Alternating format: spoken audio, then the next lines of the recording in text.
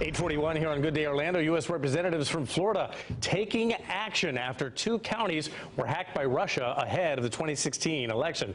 Let's check in with Ryan Elijah joining us now with Representative Stephanie Murphy talking about a bill that she's introducing in response to the breach. Hey, Ryan. Yeah, Bob, thanks. And Congresswoman, thanks for joining us. It's always nice to have you in here as you're in your district a little bit. Let's talk about this bill. You had an FBI briefing, and this goes back to what we heard about before about a hacking. And you want to make it clear that that Russia should not know when Florida citizens don't know which counties were impacted.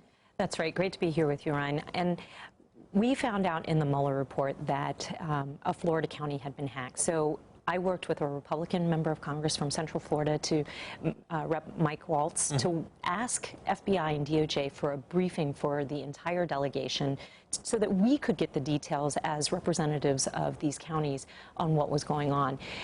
We received the briefing, and they aren't willing to release publicly to Floridians the names of the 2 counties that were affected. I've pressed them for that, but in the meantime, I think in future breaches of voter information or voter databases, the public deserves to know.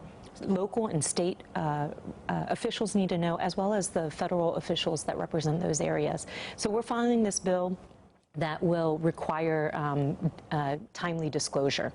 How hard is it to balance? I mean, the governor gets a briefing, but he has to sign a non-disclosure. You're told which 2 counties, but then you're told you can't tell anybody. How hard is that to balance what the public needs to know versus what they really have a right to know?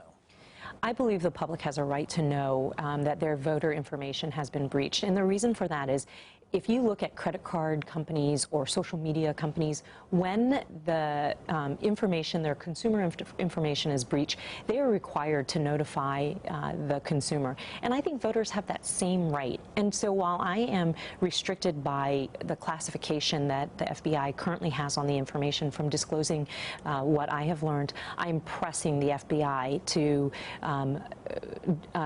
release the information that is responsible based on the disclosure requirements that they really need. And Congressman, we hear all the time Republicans and Democrats not seeing eye to eye. This is an issue that is fairly bipartisan widely across a lot of different districts. It's absolutely bipartisan because it's an American issue. We need to defend our election systems. We need to make sure that we know all of the information about breaches that have happened so that we can respond appropriately. You know, we live in the largest swing state in the country. Here in Central Florida, we're the swing part of the swing state. We have to make sure that voters feel that their vote counts and that the system that they use to vote is secure. Just 15 seconds. Looking forward with the way the talks have gone between the leader and the president, how do you think Congress plays out this summer?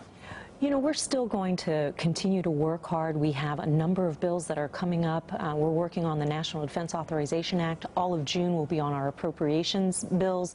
And we're going to continue to work hard. I think we see a lot of the chaos and the conflict, but there are people working on a daily basis to serve their communities, and that's certainly what I'm focused on. I know you've got a lot of meetings, meeting voters and constituents. Thanks for spending time with us. Thanks so much for taking time. All right, Bob, Amy, back to you.